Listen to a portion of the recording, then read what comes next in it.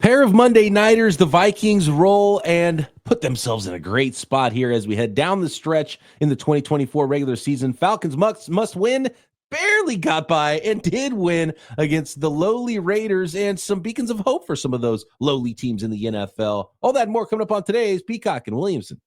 NFL analyst Brian Peacock and former NFL scout Matt Williamson bring you expert NFL analysis every day in less than 30 minutes. Get an inside look at the NFL on the field and in the front office with elite breakdowns to next-level analysis and in-depth information only for the real NFL fans. This is Peacock and Williamson, and it starts now.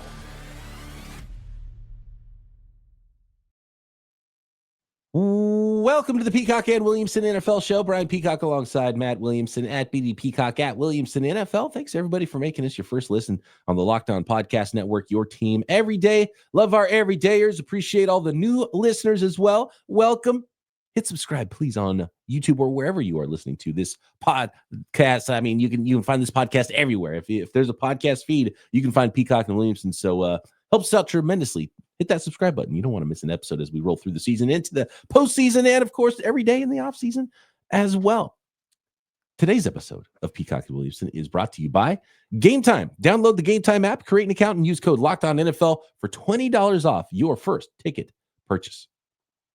All right, we're going to look at the bright side for some bad teams, and a couple of them were playing on Monday Night Football, and a couple stinker games. Let's be honest, it wasn't the most exciting, scintillating football. I still don't know about the dual Monday night thing where there's two games going on. I try to do the thing on my YouTube TV where it's like both games are on and you get in the audio from one, and I'm really bad at that. I'm terrible at that too. My brain is not wired in a way like when I go to a sports bar and there's like 10 TVs. I end up watching none of them. I can't concentrate. I need one. I'm the exact same way. One thing. That's why I love Red Zone, because it bounces around for me on a Sunday, right? And so you get to focus on the one each game at a time as it bounces around. Putting on two games, I might as well have. It's like the two quarterbacks thing. If you have two TVs on, you might as well have none for me. I'm the same. It's funny because like when I would visit ESPN when I worked there, they have this amazing setup with all the great food, and there's Schefter and Mort and all those guys, and every game's on this beautiful TV. And I'm like, I can't concentrate on any of them. And all my best buds have gone to the same bar for over a decade now. They're like, Matt, you would be so much better at your job if you came with us and watched all these. We have the perfect setup. They have the remotes. I'm like, first of all, I would get nothing done with you jagoffs, and I would end up drinking my face off. I'm not going, that's for sure. But they're so good at it, and I'm not, But like last night's perfect. Last night, I have the good game on the huge TV in front of me, and my iPad's just right next to me with NFL Plus with the crappy game on mute, and I'm watching, and that's fine. That's good enough. Which was the good game? Vikes. Okay. Yeah. And the Raiders kind of brought down the other one. And, but then, of course, I flipped over at halftime. And, there was some time. We had a little action at the end, though. The Raiders comically. True. Well, let's start on the quote unquote good game then, which was. They were also the first game. So they got up there first. So I didn't pull them down, Yeah, it was the main attraction. And it's a division battle between the Vikings and the Bears. And the Vikings did win 30-12. Now 12-2 Vikings defeating the 4-10 Bears. They were 4-3 at one point, weren't they? 4-4. So, yeah. Gosh, man, the Bears are just getting worse, and obviously turmoil with the coaching staff, and maybe a new play caller on defense, and at least Eberflus maybe was coaching up the defense a little bit there for the Chicago Bears because after firing him, the defense has laid a couple of eggs here. Sam Darnold making some mistakes here, but it didn't matter. The Vikings rolled here 30-12. Big win for the Vikes. They stay in pace now, and the one seed NFC down the stretch gets very interesting. I'm excited for it the last 3 weeks. I felt really good about the Vikings winning this game. That was one of my favorite bets of the week, to be honest with you. And they basically just took care of business. They rushed the passer well. Their stars on defense created problems. Guys like Metellus and Greenard that aren't household names are really good players. Darnold did more than enough, and he got the ball to his stars. They ran the ball enough. Your leading receivers are Jefferson, Addison, Hawkinson. Perfect. Just goes to script. That's what we're looking for here. And home game, they should win that game, and they did, and that's great. However, I'm not worried about them. To be honest, I the Bears have some issues. I mean, they're now 0-7 on the road. And I want to double check here. Last year, they were 2-7 on the road. Like, they've been miserable on the road for years. And they're on their third coach of the, or on their, another coach of the year, and they're going to need more change. I mean, none of the stuff's new. I mean, I'm not breaking any news here, but their pass protection stuff's an issue. Aikman's during the broadcast was talking like a former first overall pick that had a rough rookie year, and he's still saying, man, this guy won't let a play die. I mean, Caleb Williams is responsible for a lot of the pressure he's under and a lot of the problems that come. And hey, that's a rookie thing, but it needs to be corrected. No doubt. Yeah, some of the plays were comical. The one where he's like spinning around and then turns and throws it in the end zone should be picked off, and it ends up not falling incomplete. And it's like, what are we doing? It gets kind of comical, and you start to have some of those blooper lowlights, the old VHS tape, blooper reel with some of these plays. Yeah, right. Exactly. Right. And he's on the bench, and the body language, and it's like you start to feel bad for him, but some of it's his own doing. But obviously, it's a weird situation as well, and multiple coaches filtering through there. And it's a problem, and it's not a good situation, and it's probably hindering his development right now. And you start to look ahead, and you hope you don't have the same situation where we're making excuses for Caleb Williams in 4 or 5 years, like we are with Trevor Lawrence, right? When things don't go as good as we thought they were going to go in his career as the number one pick in the draft and a slam dunk number one pick in the draft. And so that's not good. And you don't want to start, you don't want to start. The shining example is David Carr with just straight like how to ruin a player, right? Consistently sets the record for sacks, no talent around him as a rookie. And, it takes years and years to build a thing that would even be okay for that young quarterback to play. And by the time he's, completely ruined. And so you hope that doesn't happen. There's a lot more talent on the team for the Bears, though, and they should be playing better football. And so, that points to coaching and points to the whole debacle that's going on there. They gotta get a really good coach, a big picture coach. And I think Ben Johnson is like the popular name, and I think that's the name that everyone wants. And offensive mind for a young quarterback, and that makes sense. And I think that would be a fantastic hire. But man, like I think they need a mentor in there too. Yeah. I mean, 8-game losing streak, and you're right. They were 4-2 to start the season, not 4-3. Yeah. I mean, they were 4-3, but they were 4-2. Yeah. And then they turned 4-3, 4-4, 4-5. Yeah, right. No, I apologize for cutting you off. I just had to look at that, but it's like, give me Belichick. Give me someone that's like the adult in the room, maybe. Just tell ownership, quit making the same mistakes. I mean, can we just start from scratch with this guy? By the way, Belichick to North Carolina. We kind of were like, is he using is that college stuff leverage for an NFL job? And he said, no, peace out NFL. I'm going to go take over a college program. And this is going to be like the most professionally pro football run college program right now. They've got pro people that are going to run this thing. And I'm fascinated to see how that turns out for Belichick in North Carolina. I'm a little bit surprised, to be honest with you. Quick note. Yeah. Cause we did talk about it, like, it was on the horizon maybe, or what happens if he does it. It does sound like a lot of these way before it's been 20 some years since I was in college, but these big time programs have front offices now, like it used to be, we had a recruiting coordinator, I was the assistant, and, every coach had an area or whatever. Now, like Bama and Georgia, they like have true front offices and almost like a salary cap division. And I wanted to bring this up. I didn't plan on having a Belichick conversation, but I just heard yesterday his buyout in North Carolina is only $1 million. So I'm just saying, if the Jags called, he could get out of it and say, why don't you just hire my son? He's here anyways, Just a little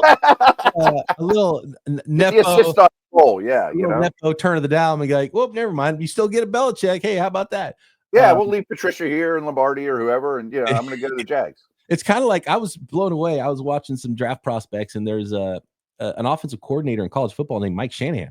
And I was like, Mike Shanahan went back to college football? And it's just a different Mike Shanahan, unrelated to the other Shanahans. And I'm like, wow, okay, offensive coordinator named Shanahan. I wonder how that helped him throughout his career. He's like, I'm not going to tell him I'm not related to other Mike. At least got to bring him in for an interview. Yeah. The wrong Shanahan, the wrong Belichick. But Yeah, if you're at some school and you're like, should we bring in Mike? We have one more spot to bring in Mike Shanahan or Matt Williamson for an offensive coordinator interview. Like, there's no chance I'm getting a call. Yeah, exactly. Next, let's talk. I mean, not much to say. The better team won, and they took care of business. They can win ugly, they can win pretty, and it's a game where They're have to win, and they should win to keep pace, and they did. So good on the Vikings for that one. Lots to do. We can talk about some hope though, still for the Chicago Bears going forward here. That'll be a topic of conversation after we go Falcons. Raiders made it interesting, comically so, lose that football game. Let's get to that one next, and then talk beacons of hope for the bad teams in the NFL, including teams like the Raiders and the Bears next.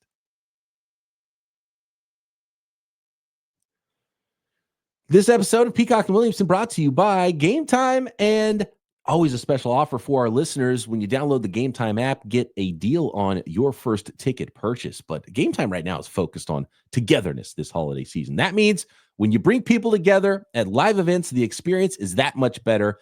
And it's also the perfect gift. Go to Game Time, find some fantastic tickets, and spend some time with your loved ones, with your friends. It's a fantastic gift, and they don't have to know that you get a fantastic deal, especially on some last-minute tickets at Game Time. And Game Time has a new feature called Game Time Picks that makes getting tickets for live events even easier. Game Time Picks filters out the fluff to show you only incredible deals on great seats, so you don't have to waste time searching through thousands of tickets, especially for big events like football games and NBA games, NHL games, concerts, comedy shows. You can find theater tickets, all of it.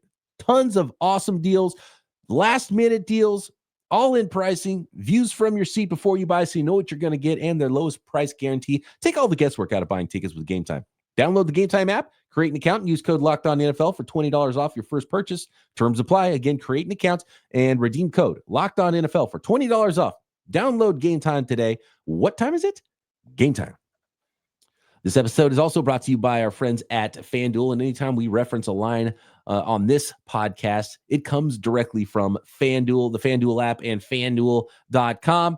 And, of course, you can get in on all the NFL action. It's a great time to do it right now at America's #1 sportsbook, because new customers can bet just $5 and get $150 in bonus bets if you win that first $5 bet. The FanDuel Sportsbook app gives you everything you need to place live bets on the NFL all in one place. Got the college football playoff coming up. You can find all of that action at FanDuel.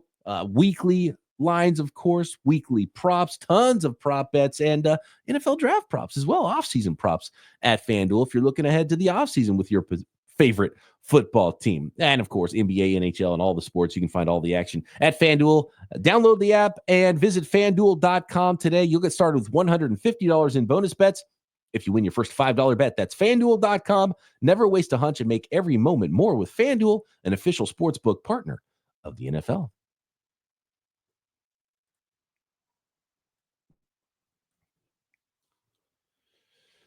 So the Falcons and the Raiders, and the Falcons did hang on to win this game 15-9. The Raiders had the ball late and had an opportunity to go down there and shock the Falcons and really kind of sink that football team. But the Raiders just weren't up to the challenge, weren't able to do it. I'm looking at Antonio Pierce on the sideline, and he's like, just talking to himself, like, what's going on? He's not even talking to like another coach on the headset or anything. He's just like, I feel like it's just kind of out of control with the Raiders right now. I'm watching the team like, well, who's in charge? Like, where does this go well? I don't understand what's happening there with the Raiders, and they just can't even get down the field and throw a couple of Hail Mary passes at the end instead of trying to get a little bit closer and having an opportunity to run a real play and score at the end of the game. So I didn't like that. And for the Falcons to give them that opportunity, and you look at this score, and just like looking at the stats, looking at the line score of this game. This is how the scoring went per quarter: 7-2, 3-3. I mean, right. Looks like one of my slow pitch softball scores, right? Raiders are 0-3, 0-6. Not a lot of touchdowns, not a lot of action. Bijan had a nice night, didn't get in the end zone, but 22 carries for 125 on the ground. It's just, it was a lot of bad football out there. And Kirk Cousins threw a touchdown pass, which was nice to see for him, but still some bad there as well. This was not a bright and shining moment for the NFL for basically a standalone game at all. I mean, thank goodness for Bijan. I think he's the only reason the Falcons won, more or less. But I mean, the Falcons blocked 2 punts. We missed a field goal. We missed an extra point. We had a safety. We had turnovers aplenty. We had bad football all around. We had no Max Crosby in this game. Like what are we tuning in for here? I mean, the Falcons are crumbling, even though they beat maybe the worst team in the league. The Raiders at least played hard enough to keep it hanging around despite getting 2 punts blocked and a safety, etc. I just think the Raiders are horrendous and the Falcons are bad. Right. That's what it is. That's exactly what it looked like out there. Like the Falcons aren't playing good football, but they're still not as bad as the Raiders. And and even with an opportunity to go in the game, there's no confidence that Ritter was going to take him down the field. Sure. Ritter with a couple of picks. He did have a touchdown pass, 20. So, and it was pretty obvious how like opposite it was. It was like the Falcons are like, well, we're better. We're eventually going to win this game. Keep running the ball. They ran the ball 37 times. And the Raiders are like, well, let's keep passing the ball and hopefully we'll get down the field and score eventually and turn the ball over a bunch. And Ritter throws the ball 39 times. And I don't know. A lot of Penix conversation too. I mean, they're showing Penix on the sideline, and Kirk Cousins is like, "Oh, he had a good game. 11 of 17 for 112 yards, 1 touchdown, 1 interception. That was like his good game in recent history too." And so, they've kind of the Falcons have, they improved to 7-7, so they're still, the Buccaneers are clearly playing better football, and so the Bucs are going to have to switch something up here if they're not going to go win that division. And maybe once they're eliminated, you put in Penix the last week or two of the season if that happens. But they missed the boat on that. Clearly, they're just like, well, we're gonna go with Cousins, and when it's over, and maybe we'll be eliminated, and then Penix can go play. I think most people believe that's the wrong way to do it. They don't. We're not in the building. We don't know. Maybe Penix isn't ready, and Cousins does give them a better chance to win now. Maybe there was promises made. I'm not sure, but watching the Falcons play, it's like this team's not good. They're just still better than the Raiders. Yeah, and interviewing Raheem Morris after, they win and they stick a microphone in the coach's face, and I half was paying attention, but it sure sounded like he said the words, "The quarterback needs to play better" 10 times in that interview. Like I mean, not happy about how some of the things went in that game. That's for sure. No, and Cousins is a problem. If we're talking about beacons of hope, and Pro Football Focus recently put out an article, and you highlighted this for me, and the author of the article at PFF, Bradley Locker, put together a list of reasons to be hopeful in this holiday season for some bad teams in the NFL. And so we might as well start with the Las Vegas. Maybe we'll do the same at some point. Santa's wish list for a bunch of teams. I think we should, like, what's under the tree next week for some football teams as we have some extra episodes during the Christmas holiday, and apologies in advance. We're going to have some odd timing with when we're able to record, and, Steelers playing on Christmas doesn't help things. Folks. I apologize. So, we'll get some episodes for you. Might be a little bit of a light week, maybe 4 episodes instead of 5. We'll see how things go, and if we're able to get some extra episodes done for you. But what's under the tree for some teams, I think will be a fun thing for every team in the NFL. But let's focus here with the help of PFF. What is some reasons to be hopeful? And let's start with the Las Vegas Raiders. This is a bad team, obviously a 2-win team. They're jockeying for the number 1 pick in the NFL draft, and that's not listed here. I would list that as a huge beacon of hope. Now, you saw the right guy, and maybe you find out in a couple of years it doesn't work out. But when you draft a shiny new quarterback at number 1 overall, usually at least they're excited about it and sell a bunch of jerseys. So that's a reason to be hopeful. But they've got some other reasons as well. I mean, as it stands, I just want to double check. There's two win teams, Vegas and the Giants. And Vegas currently owns the number 1 pick, and the Giants are currently 2. And I'm skipping ahead to the Giants and lumping these two together because the beacon of hope is, well, we're going to go get our new quarterback in the draft. And that sounds great. And trust me, I think that is reason for hope for the Raiders and Giants, although if you happen to win 1 game, now all of a sudden you're picking like 9th, like the Jags all of a sudden. Yeah, so keep losing if you're going to go down that road. Teams right now. Right. And subject to change. I mean, trust me, I have not evaluated this draft as well as I will.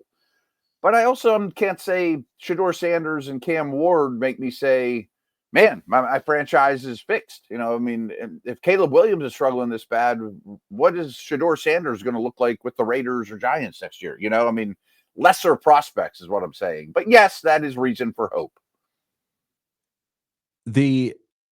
And this is pre-draft stuff, because what you think about players pre-draft isn't what happens post-draft when players get into the NFL and start playing, because we thought the 2021 first round of quarterbacks was a phenomenal list of quarterbacks, and right now none of them are playing great, and maybe one of the 5 first rounders is even someone that you would hope is going to continue to be a really good starting quarterback in the NFL, and Trevor Lawrence hasn't even been that. And at least got paid by the team that drafted him and with a second contract. And then, you know, last year was a phenomenal class, and it looks like it's going to perform a little bit better than that 2021 class just based on the rookie returns. But yeah, this class doesn't stack up pre-draft to those at all. And so we'll see what it ends up being and where the dust settles. But I think there might be a lot of movement, a lot of differing opinions on the quarterbacks, especially up top in this 2025 draft class. It just screams to me, again, this is December Williamson draft prep, which doesn't really kick in until after the Super Bowl for me. And this time I'm going Senior Bowl, by the way, so I'll be more on top of things. But it just seems like everyone is just stuffing these 2 quarterbacks in the first 2 slots to the first 2 teams that need quarterbacks because the top of the draft isn't good, and they're the 15th to 20th best players in the draft, and we're going to take them 1 and 2 because they're quarterbacks. And I never liked that approach. It rarely works out well. I think a lot of people were shocked. I mean, I guess not shocked because Saquon Barkley was a great prospect, but it reminds me of that 2018 class when the New York Giants didn't draft Darnold, and they let the New York draft. And even Mayfield got kind of squashed into the first overall spot. You know, he's not the prototypical first overall pick. There was a lot of times, like Patrick Mahomes was a second round guy at this point in December. Sure, going top 10. Alex Smith was like a second round guy. Wentz. Yeah, Baker Mayfield. Wentz had a huge Senior Bowl week that really vaulted him up. Even Jared Goff, people were like, oh, yeah, he's kind of skinny kid. He's probably going to be pretty good. But, you know, they're like, nope, number 1 overall. And so there's still a lot of movement that could happen. I think people are a lot more dialed in now than they were, 10 years ago or like 2005 when Alex Smith and Aaron Rodgers were coming out. But it's a lot can change. And I think there's going to be eye of the beholder on some of these things with this class. And I think it's probably guys are going to go higher. It's better class than the Kenny Pickett class, but it's not going to be people fighting over these quarterback prospects like it was in 2021 and last season. Maybe the Titans wait a year, when as opposed to trading up to get to 1 or 2. You know what I mean? Mm-hmm. Like and that, so these guys aren't that attractive, and we'll sign somebody else. If you're Tom Brady advising the Raiders, and we're going to get to these other teams, I don't want to spend the entire time on the Raiders here, but Tom Brady might say, look, I was a 6th round pick. He might be informed a little bit differently. Be like, dude, let's trade down from number 1 if someone wants to come up and get one of these quarterbacks, and let's rebuild this thing with a whole bunch of draft picks. Let's flex the power of the number 1 pick, not by drafting a quarterback there, but by collecting a whole bunch of picks and build this thing right and build a foundation. Maybe that's right. And you're still excited about that if you're a Raiders fan, I think. Yeah, and what they highlight here is, Brock Bowers and money to spend. Okay, and you might have the first overall pick. So, I mean, that if you get the right guy building this thing, as long as you're patient, this could go fine. It's pretty got a lot of work to do. Yeah, that's a blank slate to work with. If you got Picasso and a blank canvas, it might work out for you. You just got to go find your Picasso to put that thing together in Las Vegas.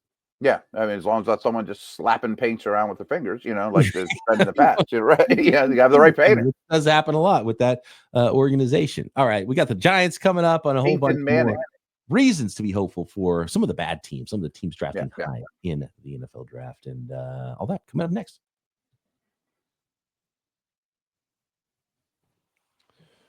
The final segment of today's episode of Peacock and Williamson, sponsored by TNT College Football. It's that time of year. The college football playoff is back, and with the newly expanded 12-team format, which I am, by the way, super excited about, it's guaranteed to be bigger and better than ever, bringing you all the hard-hitting and high-flying excitement that you love. TNT Sports coverage of college football playoffs begin December 21st, starting with the college football playoff kickoff show presented by AT&T at 11 a.m. Eastern, leading into the first matchup, SMU Mustangs battling the Penn State Nittany Lions at noon Eastern. Then The Clemson Tigers look to upset the Texas Longhorns in a showdown at 4 p.m. Eastern. Don't miss a moment of the action. Watch the College Football Playoff presented by Allstate live on TNT, True TV, TBS, and Max.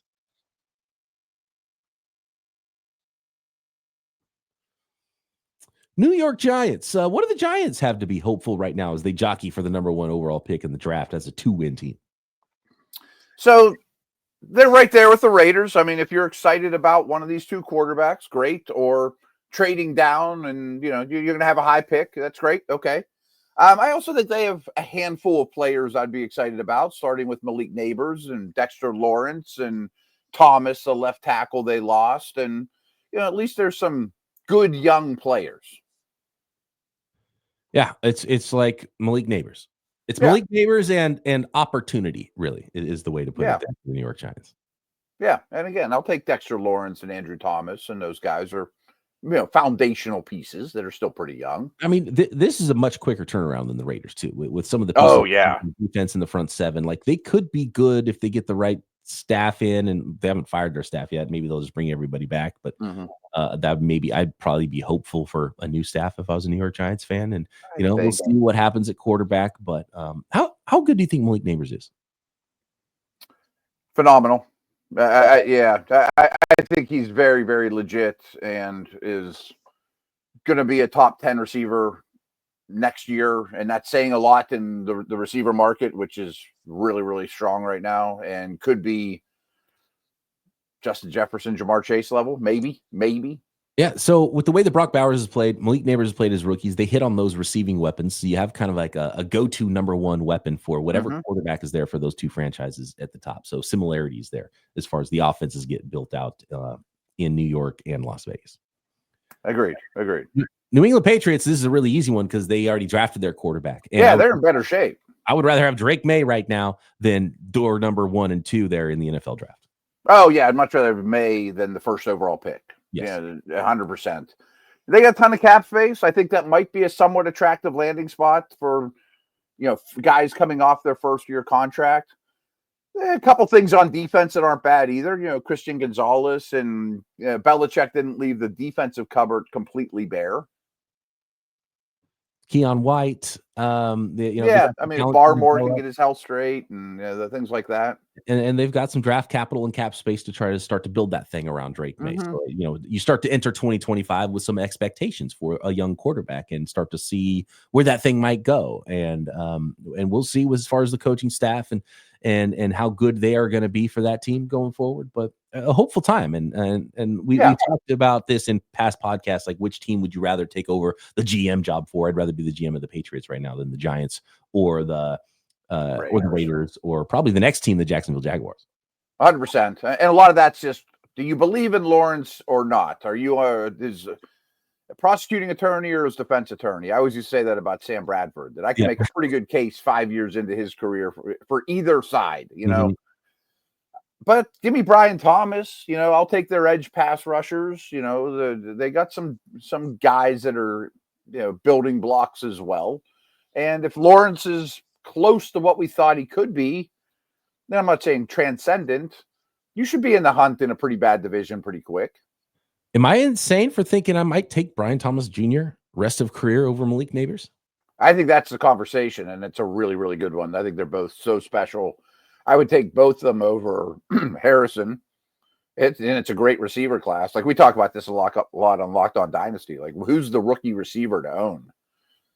It's Thomas or Neighbors. Yeah. And it's not that Harrison's been bad or is not going to be a good player, but I've been really impressed with Brian Thomas Jr. Yeah, he's a rare mover for that size. And, I think he is a absolute stud in the making. I mean, he's producing with Mac Jones now.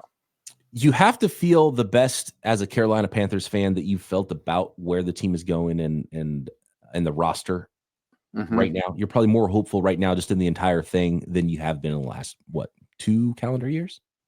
100%. And I think you got to give the coach credit for sticking with a plan and not just benching Young and giving up. My concern would be is I hope this time next year we don't say, man, they just wasted a year going with Young. He really isn't that good. but maybe you build a defense in the meantime. But we talked about, the draft class, and it's like, no, you got to do it. Go with Young. Yeah. There's a bit of a chance that he's going to be a really good NFL starting quarterback than Shedeur Sanders or Cam Ward, right? I would take him over what I know of any of the incoming rookies. You could still peek into the mid rounds of the draft and draft the guy though. And just kind of like, oh, he's a backup. Don't worry about him. And then it turns out in 2 years, oh, this guy actually turned out to be something really good as we built out the rest of this team. And Bryce Young kind of was never the guy that we hoped he would become. Inconspicuous, safety blanket plan. Absolutely. I think a lot of teams could do that. And this might be a good draft for that, actually. This might be that draft where you're like, oh, this 4th round guy ended up being the best quarterback in the class. Yeah. Don't worry, Carson Wentz. We drafted Jalen Hurts. He's not he's not going to take your job. Right. That guy over there. Yeah. Don't worry about that guy. The Tennessee Titans. I'm losing optimism with this team, though. I know. It's a tough one. If you're in this PFF article, they talk about the emerging defensive pieces, and Tavondre Sweat was a draft pick we kind of crushed, and that looks he's turned out to be a really good player. And the weight stuff and some off-field questions hasn't been too much of a problem so far for him in the start of his NFL career. By the way, did you see him carrying the ball the other day? It's unbelievable. Yeah, moving around. It's special. Yeah. So their off season was bad because they invested so much in a lot of big name. They spent a lot of money on the Ridleys and the Sneeds of the world, thinking they were closer than they were, and that probably is going to bite them big picture. But their defense is good enough. I mean, I wish Latham and Skoronski were stars or beating on the door to become stars. They're not playing great. But what if you went and signed Darnold? I keep coming back to Darnold with this team. Darnold's an interesting. Is he going to make a ton of money? Because there's going to be multiple. We just had that conversation. I don't know if the Vikings can let him go. I'm starting to lean towards just give him a contract. Well, because I think there's enough teams that would give him that middle tier Mayfield plus Geno Smith type money, middle class money. And so if there's enough team bidding on that, then it's going to get him up higher. But we haven't really seen. Maybe Kirk Cousins is the best example of true free agent. Mm-hmm. But you just don't see that very often in a quarterback that people actually like. So I'm fascinated to see what he ends up getting in the offseason. He wins a playoff game or two. I mean, right. I don't know that you can let him go. I know we just talked about that last week, but I lean more and more towards, maybe I'm just going to franchise him and bite the bullet, Speaking of quarterbacks, Cleveland Browns, a fresh start at quarterback is the way it's put here in this PFF article. That's and more optimistic than I am. But it's still this, Sure, you still have this huge anchor tied to the organization. It's not good, we're finally done with the Watson project. I mean, he's like $100 million cap hit or something crazy. And they have some defensive talent, as mentioned here, Ward and Rosa Cormora and Garrett and those guys. But we know how this league works. I mean, in 2 years, when your young, fresh start quarterback is good, will those defensive pieces still be good, or will they just be expensive? There's plenty of bad teams in the NFL right now, Matt. But let's finish this off. We teased the Bears earlier. What are the Bears hopeful for right now? And are you still really hopeful for Caleb Williams? Yeah, I'm far from willing to flush him or bury him at this point. I mean, there's been so many examples. Aikman's a perfect one, that first overall pick, this has tough struggles. And I think a lot of people, probably myself included, thought, this is the cushiest landing spot for a first overall pick ever. Yeah, it was kind of, but it doesn't mean it was cushy. I mean, there's still plenty of thorns and bad things to land on too. They do have some things to get excited about. I think that's an attractive job for the next head coach. They have cap space. I like what they've done on defense overall. I think their weapons are more than good enough, but I keep harping on whoever takes this job really, in my opinion, has to really insist that we're just taking big people. We're drafting and signing big people because we play in the Windy City and we have the slowest turf in the league, and we need to be a power football team. I want the 85 Bears. Yeah, that's the way you got to do it.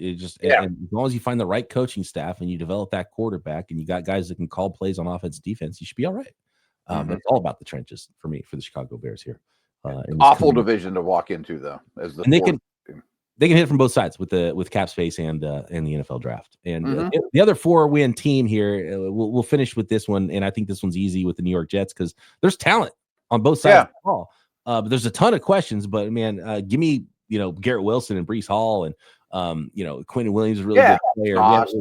Sauce, right? We haven't seen that defense kind of play. And to be honest with you, I think Robert Saleh could probably point to the Jets right now and be like, hey, maybe they do miss me a little bit.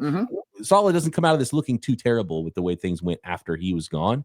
But some talent there, a lot to figure out as well. But still some talent that whoever takes that team over, whether and you got to figure out the Rodgers thing, and maybe that's just maybe you're hopeful just because you're hopeful of what the headlines are going to be this offseason, because the Jets are going to get talked about quite a lot.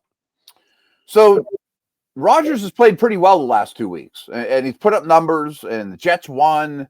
And I think you said yesterday he looks like a super old man running down the field, which he 100% does. He looks like decrepit. What my wish list would be for the Jets kind of is, hopefully Rodgers doesn't play well enough this last month to convince the owner that he has to come back. Yeah. So because I can see that story, that was the wish list for some teams, right? What they're hopeful for. But let's put some presents under the tree later this week and into next week here as we approach Christmas and go through every team. We'll have a couple of episodes, AFC and NFC side of things, and have some fun, like actually giving gifts to these football teams. What would we put under the tree for every team in the NFL upcoming here? Of course, covering the Week 16 schedule coming up as well, Christmas games, and a ton more. Make sure you subscribe on YouTube and everywhere you get your podcasts. Get those mailbag questions in at BD Peacock, at Williamson NFL, or in the YouTube comments. Matt and I back tomorrow. Peacock and Williamson.